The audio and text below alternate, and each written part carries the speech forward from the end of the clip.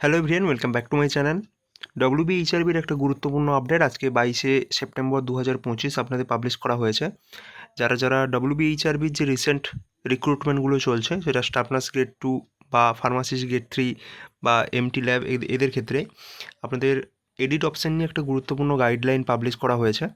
তো দেখুন এখানে কি বলা হচ্ছে, যে guidelines two candidates for available edit window.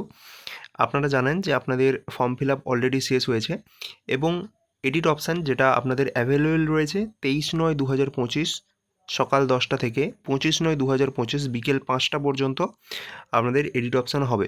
তো এখানে দেওয়া আছে, after the closing date for receipt of online application, option of edit window will be available for all the candidates who intends to modify or rectify any information, delete any submitted document or upload any additional document after final submission of their online application.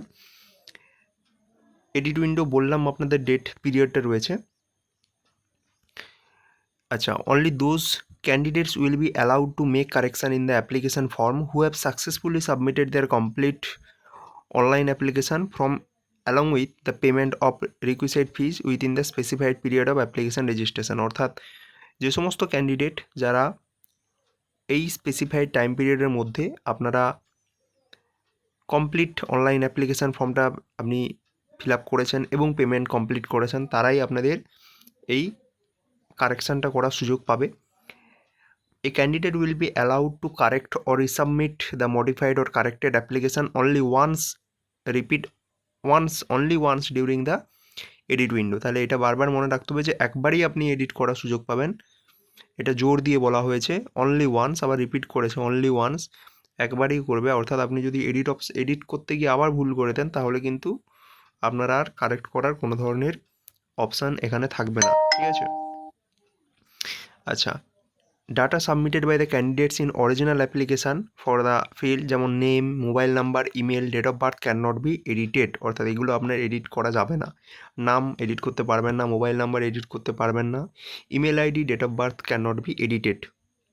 Candidates will have access to the edit previous data button after logging into their respective portals once in this option is available from 23/9/2025। অর্থাৎ আপনারা যে edit previous data এরকম একটা button থাকবে, তো সেখানে আপনারা যখন লগ ইন করবেন, লগ ইন করার পর এডিট প্রিভিয়াস ডাটা এই অপশানে ক্লিক করে আপনি আপনার যে সমস্ত আপনি জিনিসপত্র, আপনার ডকুমেন্ট ডাটা রয়েছে, সেগুলো অ্যাক্সেস করতে পারবেন।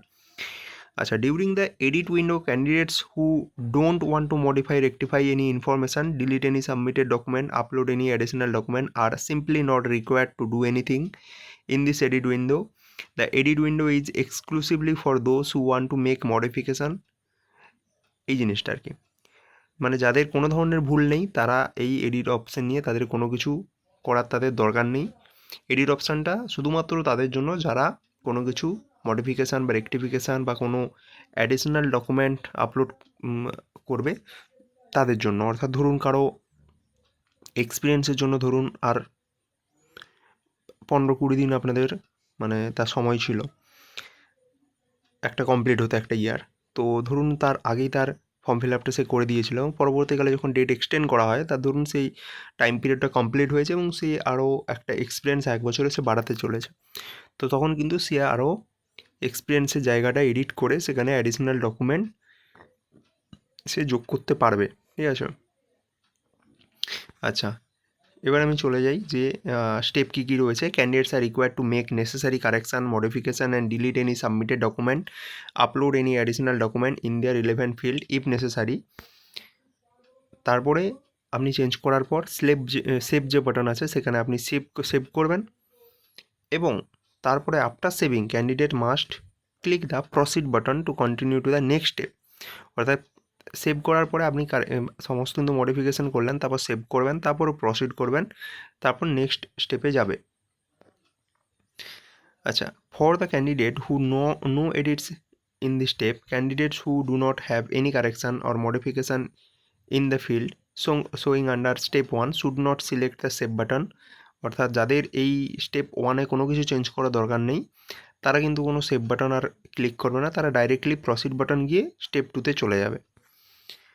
আচ্ছা, candidate should follow the similar process as mention in the point number 7 অর্থাৎ আপনি যদি মানে স্টেপ 2তে যেটা রয়েছে অর্থাৎ সেখানেও আপনি চেঞ্জ করবেন, তারপর সেভ করবেন, তারপর প্রসিডে গিয়ে নেক্সট পেজে যাবেন।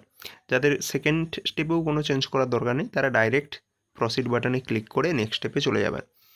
এরকম করার পর আপনাদের স্টেপ 3 রয়েছে, তারপরে স্টেপ 4 রয়েছে। এই স্টেপ 4টাই আপনাদের ফাইনাল সাবমিশন।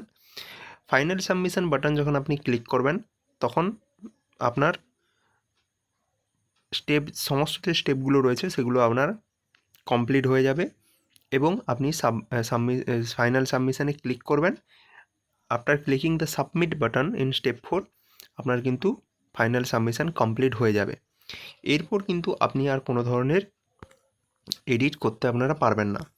এডিটেবল ফিল্ডের মধ্যে কী কী দেওয়া রয়েছে দেখুন। আর নন এডিটেবল ফিল্ডে আমি আগেই বললাম যে ফুল নেম বা মোবাইল নাম্বার বা email ID, date of birth এগুলো পারবেন না আপনি।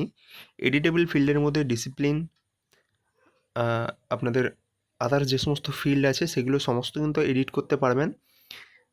এটা স্টেপ 2র মধ্যে রয়েছে। স্টেপ 3তেও আপনার অল ফিল্ড এডিট করতে পারবেন, আর স্টেপ 4এ কোয়ালিফিকেশান, এক্সপিরিয়েন্স এগুলো আপনি এডিট করতে পারবেন।